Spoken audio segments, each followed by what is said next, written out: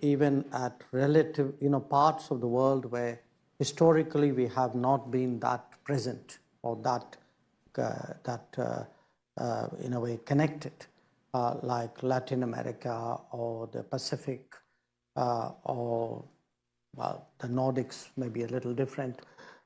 So you actually see an India today whose footprint is more, whose interests and activities are more. So that's one part of it.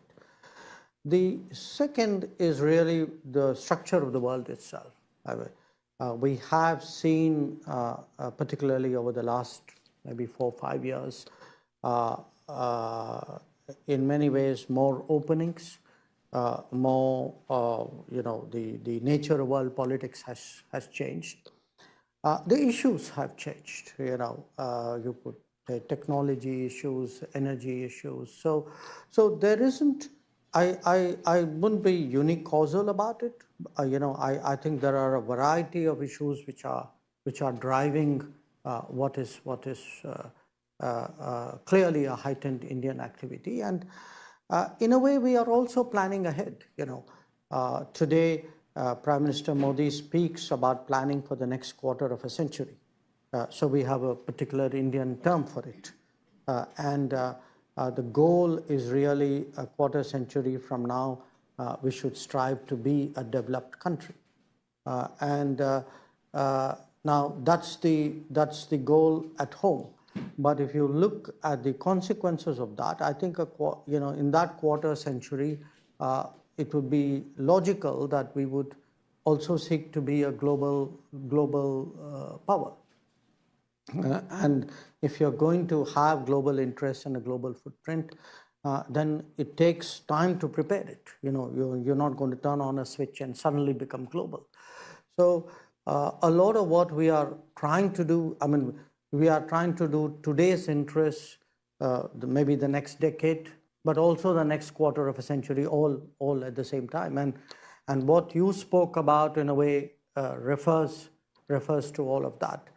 Now, given the contradictions of the world, one of the contradictions, and it was very visible at the G20, you have a much sharper East-West polarization, whose immediate but not only cause is the conflict in Ukraine.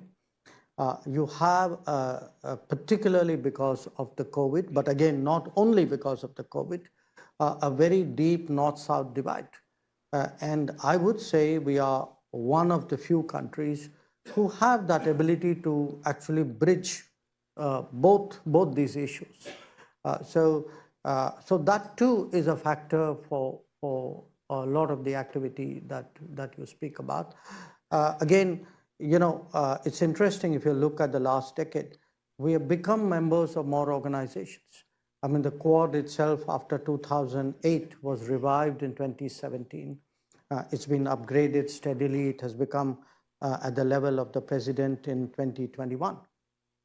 The most recent is the Middle East, India, Middle East, Europe corridor. We have a grouping called the I2U2, which involves India, Israel, the United States, and the UAE. We joined the Shanghai Cooperation Organization at that time. We have a few other organizations of a more local, proximate nature. There are initiatives which we have actually fashioned, like the International Solar Alliance, or there's a disaster resilient coalition.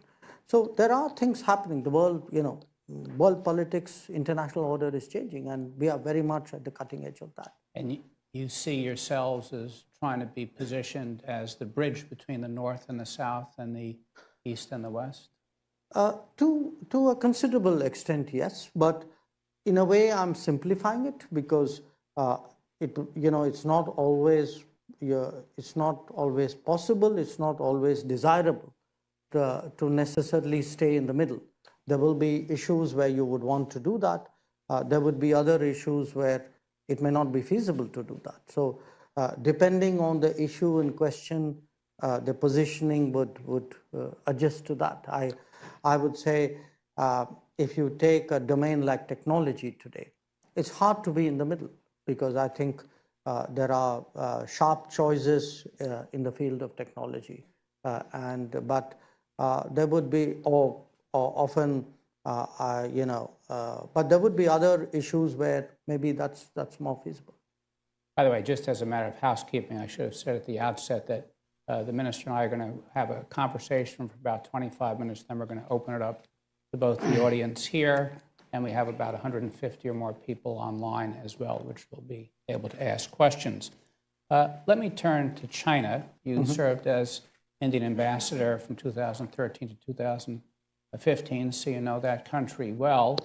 When I was ambassador, it seemed that despite the difficulties at times in the relationship, it had reached a certain equilibrium. There were informal summit meetings between Prime Minister Modi and President Xi. And then suddenly in 2020, I think everyone was caught by surprise when China crossed over the line of actual control, amassed 50 to 60,000 troops there with heavy artillery and building and infrastructure. Is it ever become clear as to exactly what their objective was and is? And how do you see the realistic India-China relationship going forward? And what impact has China's behavior had on India's activities in the region? Well, Ken, one of the pleasures of dealing with China is that they never quite tell you why they do things. So you often end up trying to figure it out, and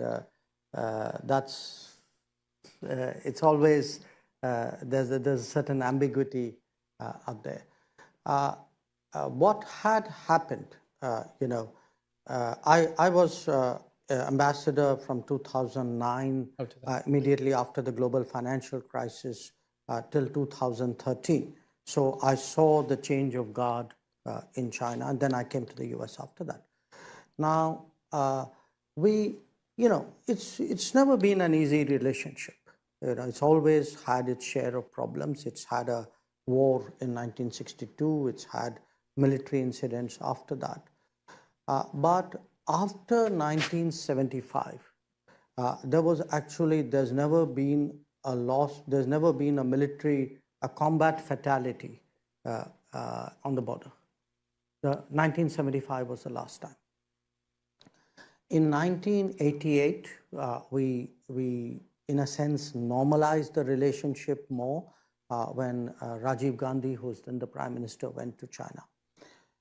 In 93 and 96, we did 2 agreements with China to stabilize the boundary, and the boundary, by the way, is disputed. So there's a negotiation going on.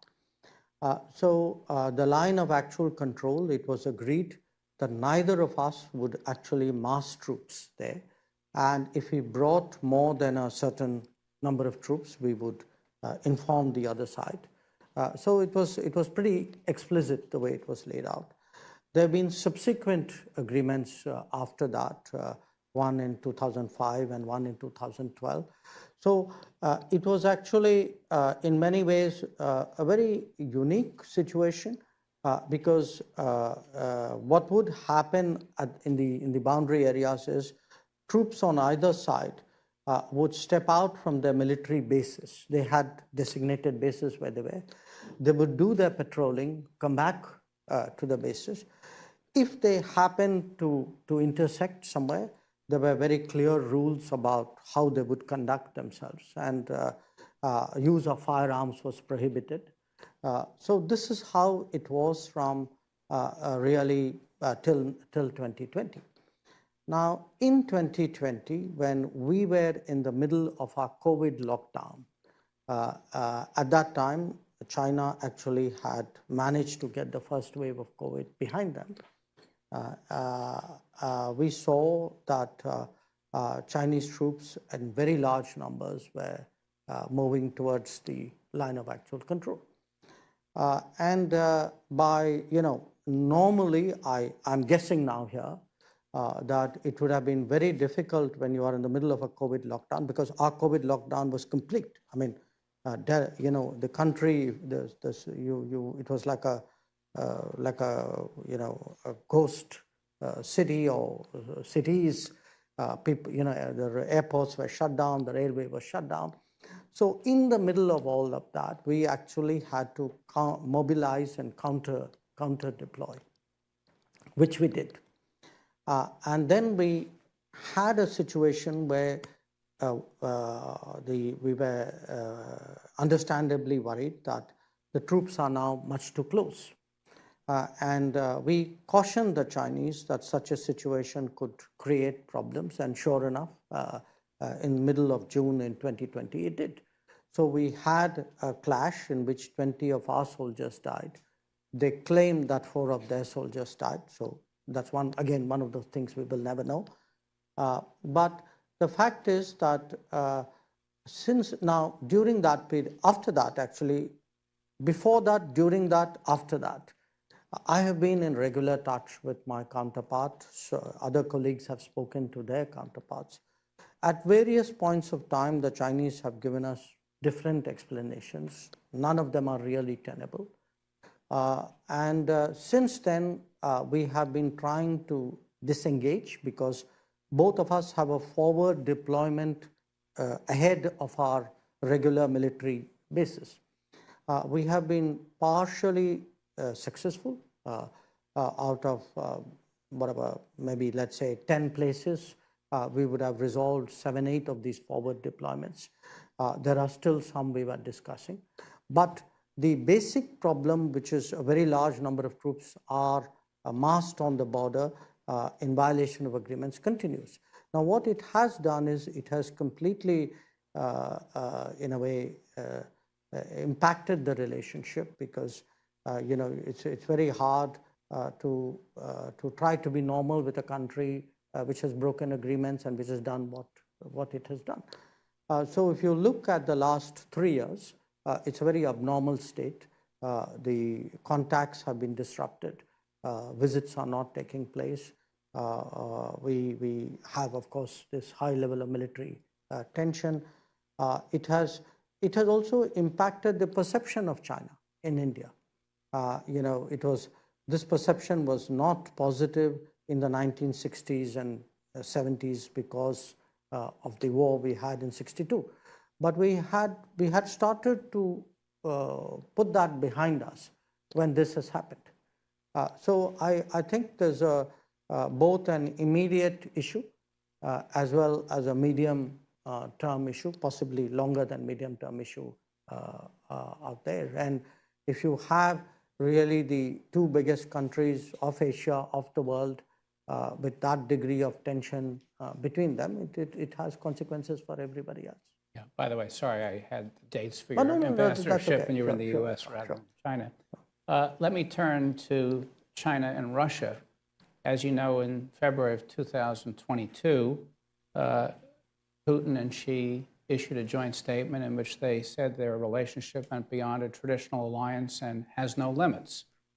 Russia shortly thereafter invaded Ukraine, and the difficulties it's had in Ukraine, along with the economic sanctions, have created severe problems for the Russians and seem to make it increasingly dependent on China for political and economic support.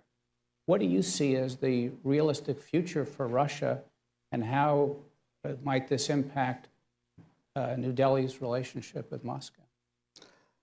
Well, I think in a way, Russia has historically seen itself as a European power, even though it's spread across both Europe and Asia. My expectation would be that the turn of the events, since 2022, would be because its relationship with Europe and with the West has been so severely disrupted, that Russia is actually turning to Asia and to other parts of the world, but primarily to Asia because that's where a lot of economic activity is, and it is also an Asian power, even though it has not always seen itself primarily as that. So I would actually predict that Russia would make very strenuous efforts to build alternative relationships, a lot of which would be in Asia. And this would reflect itself in economics, in trade, possibly in other domains as well. Now, I know that Russia, China would have a particular profile, a particular salience in this. But I would also say that our own relationship with Russia has been extremely steady, since the mid-50s. And it's interesting if you look at the last about 70 years of world politics. US, Russia, China, Europe, Russia. Almost every one of these relationships has had very big ups and downs. I mean, there have been very bad periods in that relationship. There have been good periods in that relationship. Ours has actually, the India-Russia relationship has actually held very, very steady. So we've had the Soviet period, the post-Soviet period, and part of it is that I think there is an understanding in both countries that as big powers in the Asian continent, there is a kind of a structural basis for having to get along, wanting to get along. And so we take great care to make sure the relationship is working. Let me turn to the U.S.-India relationship, which, as you know, has been on an upward trajectory for the last 20 plus years. The Prime Minister had a very positive state visit to the United States with new initiatives in defense cooperation, technology exchange, people-to-people relations, and otherwise. And yet one has to remember that India and the United States are not allies. They're strategic partners. India has, I think, a slightly different vision of a multipolar world than the U.S. vision for a world order. In addition, you have some in the United States that are concerned about domestic developments in India relating to religious freedom and other issues, and some in India who are concerned about the reliability of the United States overall. What do you see as the limits of the U.S.-India partnership, or are there no limits?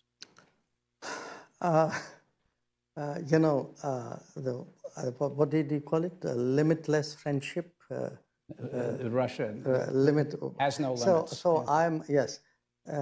So I rather than limits, I would put it as possibilities. Let's take a sort of more optimistic view of how relationships work. Look, my sense is that actually today the United States is also fundamentally readjusting to the world.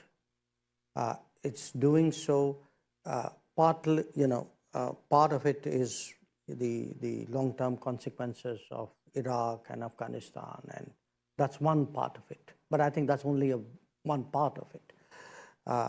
It's also, if you look at the dominance of the United States in the world and its relative power vis-a-vis others, that has also changed in the last decade. And it's logical because as actually the world has become, in a way, more democratic, if opportunities are available more universally, then it's natural that other centers of production and consumption would come about, and there would be a redistribution of power in the world, and that has happened. So I would actually suggest to you, Ken, that in a way the United States, while it may not use that term, is adjusting to a multipolar world. In fact, the United States is actively seeking to shape what would be the poles and what would be the weights of the poles in a manner in which it would benefit the United States, and there's nothing wrong with that. So we will actually be looking at a world, probably we've already entered that world, where the United States is no longer in a way saying, okay, I basically work only with my allies. And the Quad itself is a demonstration of that. The fact that you have a country like India, which is not an allied country, that the other two partners are treaty-based allies, that In fact, I think you should credit U.S. Policymakers with that imagination and with that forward planning, that they have already started getting into this new, much more fluid, much more dispersed sort of centers of power, very often much more regional, with sometimes different issues and different theaters producing their own combinations. So we are looking, it's no longer such a clean-cut black and white or three-axis solutions. I think it's far more messy in a way. It's much more anarchic in a way. But I think all of us are trying to adjust to that and find a way of working with each other. Now, where India and US are concerned, if you look today at the role that we could play in enhancing each other's interests, I think there's a recognition that this has enormous possibilities. That if the US looks at the world and says, okay, what is the competition? And where are, the partners real or potential? And we do the same. I think you will find that, the convergences today far, far outweigh the divergences. So for me, I'm really no longer prepared to think of it as where are the limits. I would say really where all are the opportunities, and how much can we step on the gas, how much can we take it forward. And just look at the last, not even decade, look at the last 5 years. I mean, our security relationship has changed, our political relationship has changed. Look at the economic side. When Prime Minister Modi was here, you had so many, there were some really important technology agreements which were made. Look at the human linkages between our societies. So I think we've got a lot going for us. Okay, let me ask one last question, and then I want to open it up to the audience. I wondered if you had any comment on the recent allegations by Canadian Prime Minister Trudeau that agents of India, the government of India, are linked to the fatal shooting of a Canadian Sikh activist. Yes, I do have a comment. Okay. Can you share them with us? Sure. I'll share with you very, very frankly what we told the Canadians. One, we told the Canadians that this is not the government of India's policy. Two, we told the Canadians saying that, look, if you have something specific, if you have something relevant, let us know. We are open to looking at it.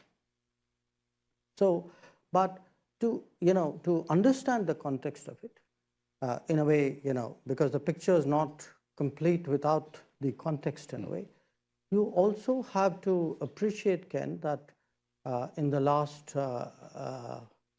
few years, Canada actually has seen a lot of organized crime, relating to, the secessionist forces, organized crime, violence, extremism. They're all very, very deeply mixed up. So, in fact, we have been, talking about specifics and information. We have actually been badgering the Canadians. We have given them a lot of information about organized crime leadership, which operates out of Canada. There are a large number of extradition requests. There are terrorist leaders who have been identified. So do understand that there is an environment out there. So that is important in a way to factor in.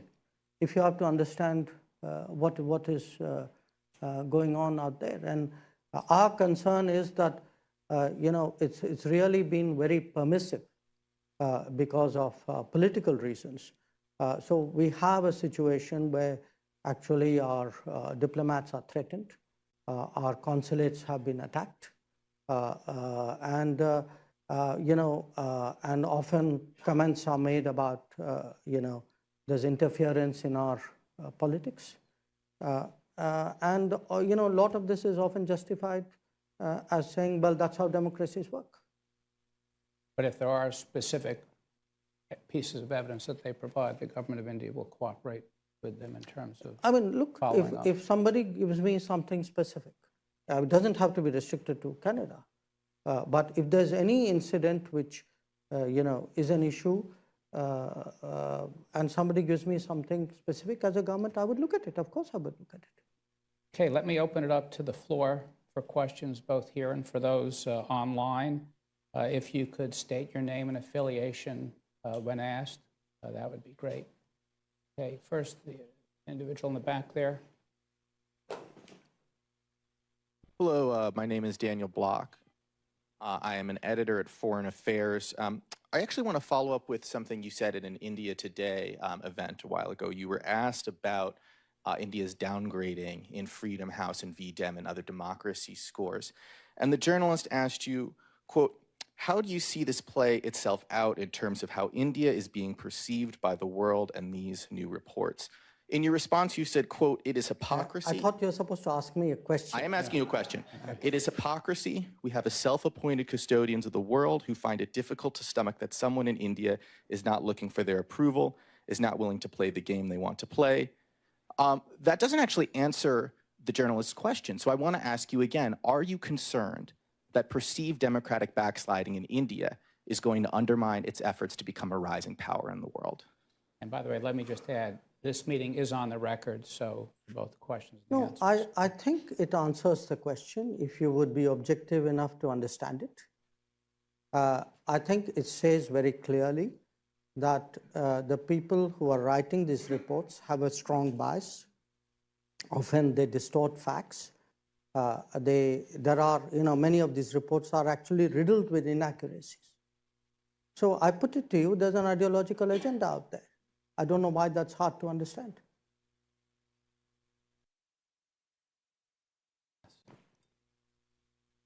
If you could.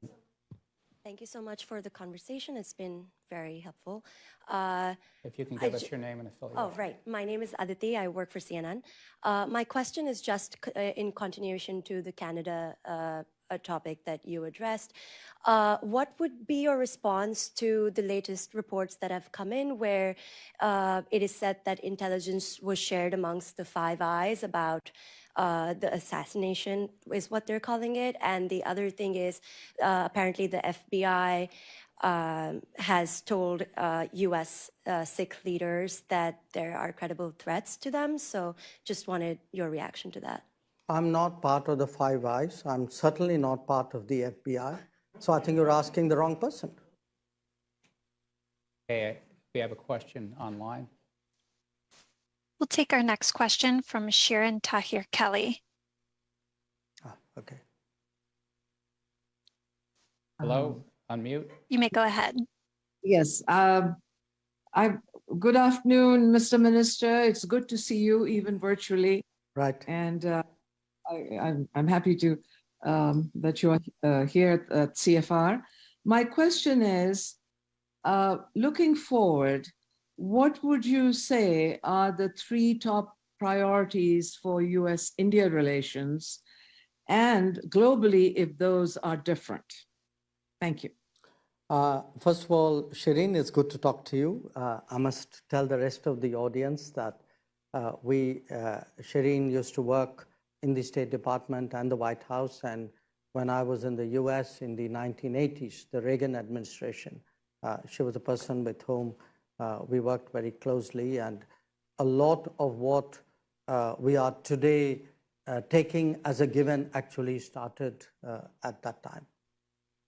The answer, I do think today the India-US relationship has to focus very, very strongly on technology.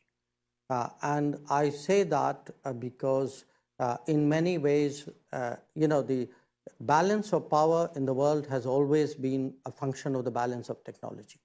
But it is even more intense today. And the impact of technology on our everyday lives is very sweeping. Now, why does this then become a bilateral issue between us? Because I think when we each look out at the world and assess who are the technology partners, where can we bring value and where can we get value. I think we tend, India and the US, to gravitate towards each other. Let me give you a very practical example. You have the CHIPS Act, you have the IRA. Now, what they would do is really they've already actually, in a way, accelerated investments in a certain set of tech domains. But if one were to scale this up at a global level and look for other centers of production, and also look to see where the HR is to support an expansion of this business, I would suggest to you, actually, India is a very, very important partner for the United States. We will have like this, other conversations. It could be on, critical minerals. It could be on maritime security. But the fact is, in a way, Shireen, I come back to the answer I gave Ken, which is the United States today needs partners in order to secure its interests more effectively. There are a finite number of partners out there. And those potential partners or actual partners in the United States, if this is to work, have to reach some kind of understanding. Now, when we look from the Indian perspective of the world, and again, at the big, at the top league, you can say there are an even more finite list of countries who would be your partners. And so often if I have to make choices, to me, United States is really an optimal choice. So there is today a very compelling need for India and the United States to work together. And I think, to me, most of all, that is focused on technology. A big part of it, I would say, would also be a spillover into defense and security. A third part of it would actually be politics. I've spoken about the North-South divide. The fact is, today, the global South is very distrustful of the global North, the developed countries. They've had a very hard time in COVID. So it's useful for the US to have partners who frankly think well of the US and speak well of the US, often behind your back. Yes.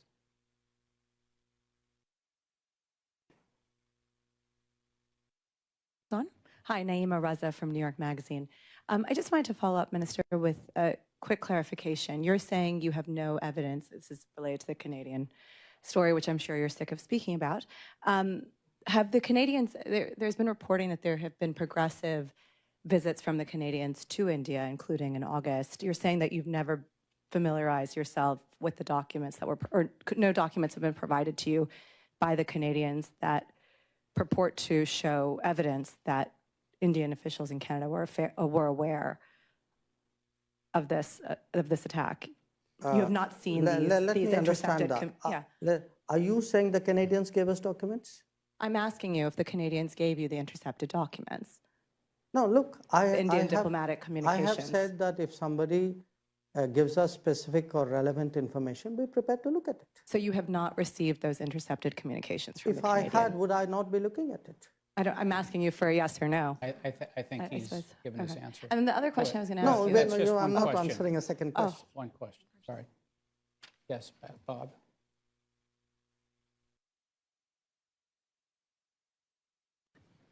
Thank you. Bob Hormats, former government official and former colleague of Ken's. Thank you very much for a very thoughtful presentation. I would be very interested in your thoughts on what the Chinese are doing or planning to do in the Indian Ocean. If you look at the Indian Ocean, the Chinese used to call it the string of pearls. We wouldn't necessarily use the same term. It's a very benign one. But if you look at what's going on, there's a base in Djibouti. There's certainly a lot more activity in Sri Lanka. There's a lot of activity in Gwadar. there's a lot more Chinese activity in Myanmar. And then, of course, in the Pacific Islands that go through the straits or around the Straits of Malacca. So the question I have is, what do you see the Chinese motive as being in this? Is it purely commercial? Is it establishing commercial relations, but also establishing the basis for a greater degree of security presence? And if the latter, what do you recommend or think the Quad ought to do, if anything, to be sure that the power or the balance of power does not shift in a way that's adverse to India or the United States? Let me first say that pearls look benign unless you ask the oysters. So they may have a slightly different perspective. So happy with the pearls. But the point is, yes, if one were to look at the last 20, 25 years, there's been a steady increase in the Chinese naval presence and activity in the Indian Ocean. But there's been a very sharp increase in the size of the Chinese Navy. So when you have a very much bigger Navy, I mean, that Navy is going to be obviously visible in terms of its deployment somewhere. I guess when you come out of the east coast of China, you either go into the Pacific or you turn westwards and come into the Indian Ocean. Now, in our own case, we have seen Chinese port activity, port building. You mentioned Gwadar. There's a port called Hambantota in Sri Lanka. There are a few others. Now, in many cases, I would say, looking back, maybe the governments of the day, the policymakers of the day, perhaps underestimated the importance of this and how these ports could work in future. Each one is a little unique in a way, certainly, we obviously do watch, many of them very carefully for any security implications that they have for us. So, from an Indian point of view, I would say it's very reasonable for us to try and, to not try and prepare, to actually prepare for a far greater Chinese presence than we have seen before. Now, when I say that, I also make one other point, which is, it's not, maritime concerns are not necessarily today between two countries. There are maritime issues there for countries to deal with. I mean, if you look at maritime threats, a lot of, threats of piracy, of smuggling, of terrorism. If there is no authority, no monitoring, no force out there to actually enforce the rule of the law, it's a problem. The fact is, again, I'm in a sense coming back to that theme. If one looks at what historically used to be the American presence in the Indian Ocean, it is much less so today. What it has done is it has left gaps. And it has left gaps at a time when threats have actually increased, because the problem forces, in a way, the problem people actually are much more technologically adept than they were before. So, I don't really see the Quad necessarily as a grouping which is meant, it's to me a bit old-fashioned to make it point towards another country. I think there are global commons there to be safeguarded. I think there are concerns out there which are better addressed if the Quad countries work together. In fact, I would I would even give you the example of something like HADR. When we had in 2004 the Boxing Day tsunami, the biggest naval presence and a very speedy naval presence at that time was from the United States. Now, I'm not sure if, God forbid, something happens today, that we're going to see a repetition of that. So times have changed, force levels have changed, capabilities have changed, and certainly in those that have gone up, China is one of them. But it's, there are countries with which we work, and there are countries with which we don't, or we work less. And I think you can see that. Let's go to the next question online. We'll take our next question from Akshaya Kumar. Hello, Minister Jaishankar. Thank you for your time here with me. I'm Akshaya Kumar with Human Rights Watch, and I had a question about Manipur in particular. We want to know what your government is doing to address the divisive politics that's leading to attacks on minorities there. You have said that the comments from 18 independent UN experts who expressed concerns about Manipur were presumptive and misleading. However, it took 3 months before Prime Minister Modi spoke out on the issue. So instead of acknowledging that entire communities have been devastated, isn't it wrong that local officials, including the Home Minister and the Chief Minister of Manipur, are blaming the violence on infiltrators? What is the way the center will take forward this issue at this time? So you're giving me a question or an answer or both?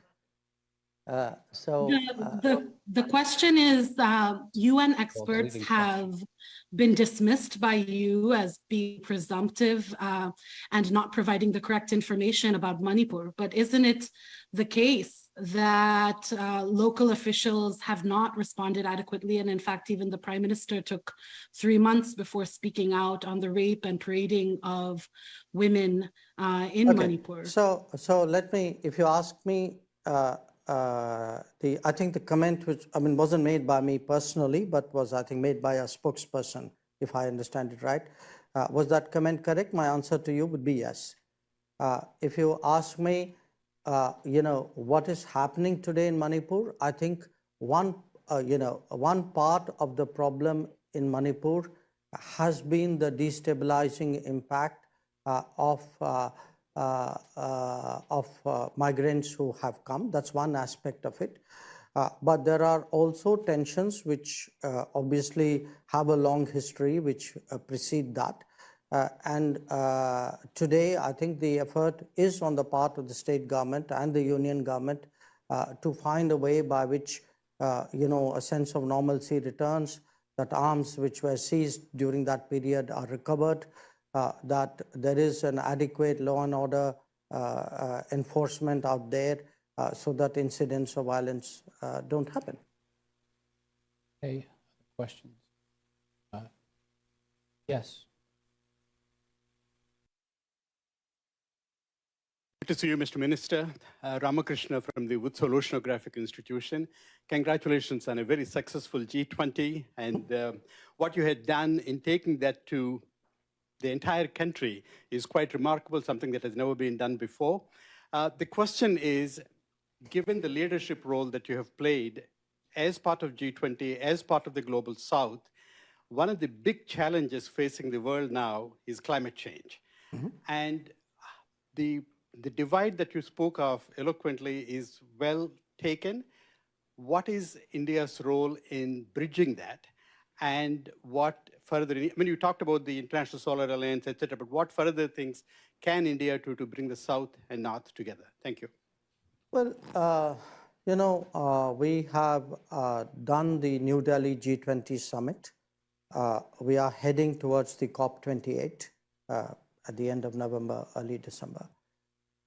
And clearly this issue has become even more topical, though it's something which is always very, very high in everybody's priority. Look, I think the bottom line problem today is the fact that there's a very visible paucity of resources. and terms on which resources are available. So it's part of it is access to finance and the terms of access as well for green development to happen. So one of the themes which the G20 focused on was something called the Green Development Pact. Now, again, here we are talking about further development which is more climate friendly. But sustainability itself is under threat. I mean, you've seen the UN report on the SDG, the midway status report on the SDG. The fact is COVID has taken a tremendous toll on the ability of the developing world to progress on the SDG pathway.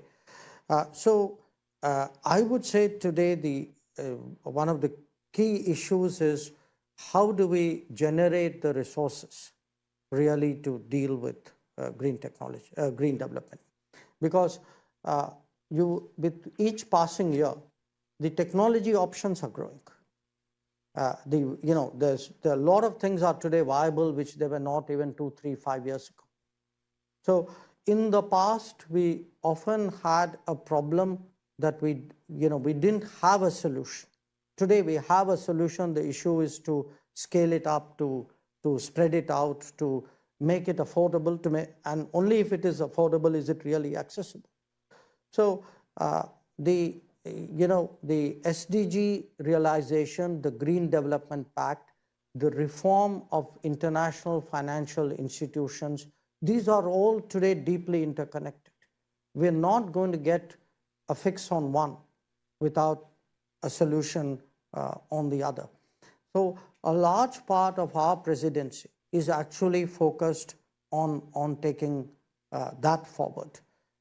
And we still have 2 months left of our G20 presidency. I think there is a possibility that there could be some progress on some of these issues. But it is, and again, if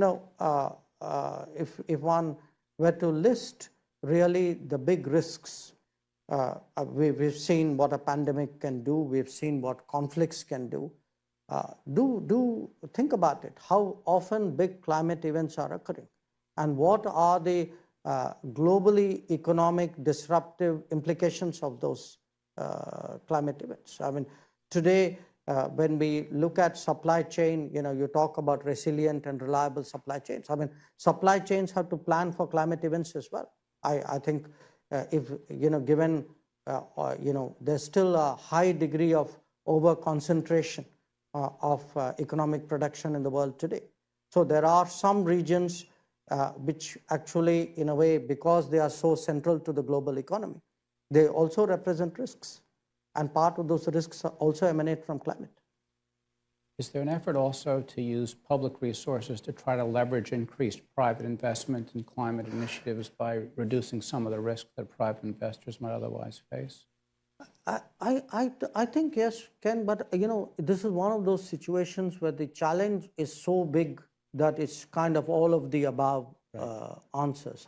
But there's also, even when one looks at the IFI, it's not, the discussion tends to go towards, okay, we need to recapitalize, we need to expand resources. I think it's also a question of whether we can leverage the resources we have in a different way than we have done before to actually make that possible. A question, yes.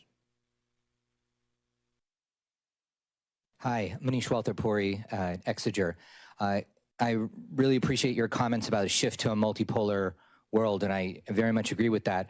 I would love your perspective going back decades. Pokhran was 25 years ago, and India charted its own pathway. There were 2 options that people gave, and India charted its own pathway. Could you talk about some of those lessons, how India has applied those lessons today?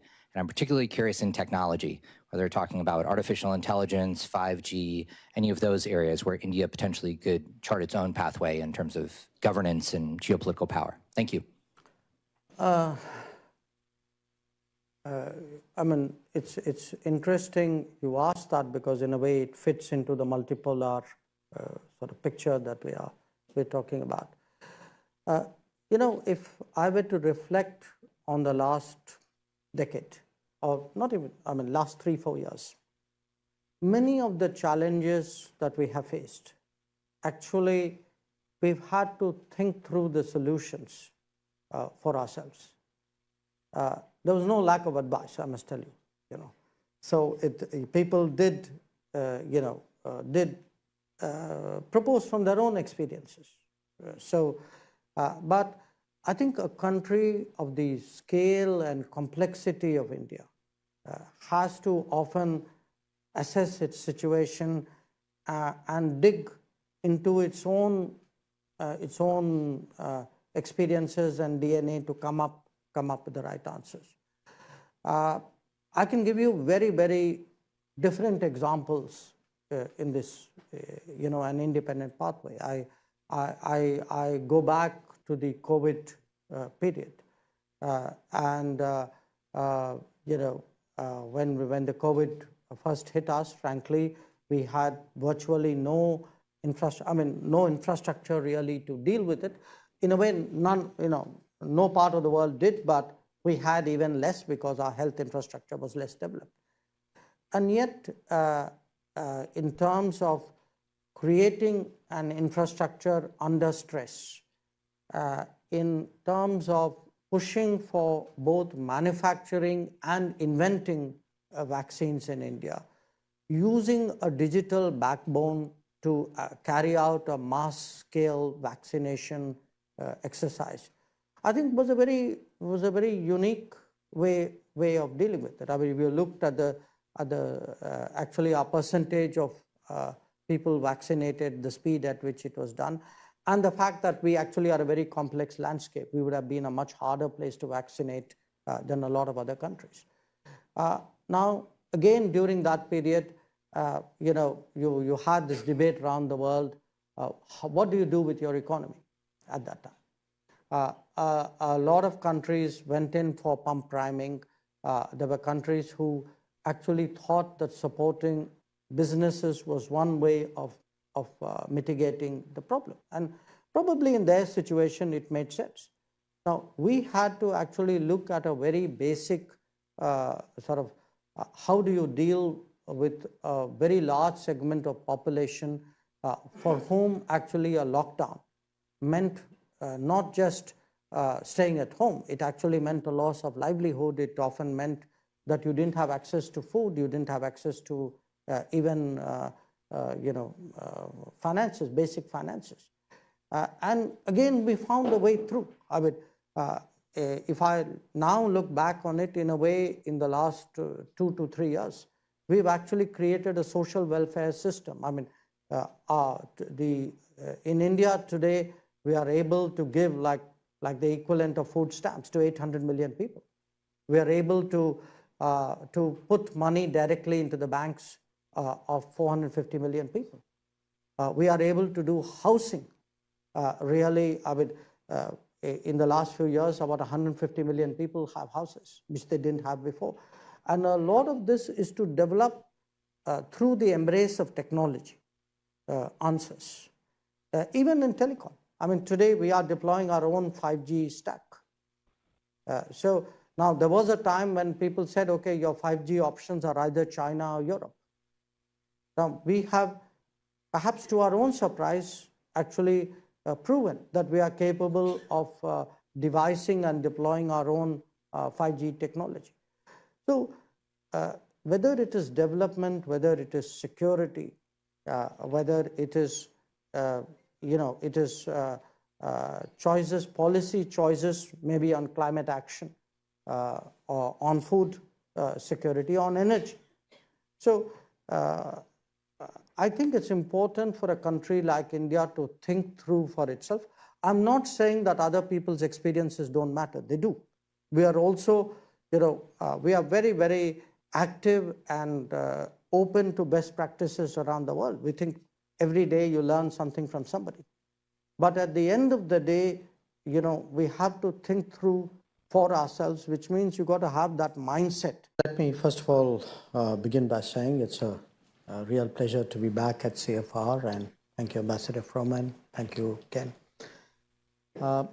When I step back and look at it, one part of it, from the way you presented it as well, is quantitative. I mean, you look at the number of meetings, the number of visits, just the frequency of what is happening, and that's partly because now, if you're the 5th largest economy in the world, obviously your interests are more, your responsibilities are more, your contributions are more.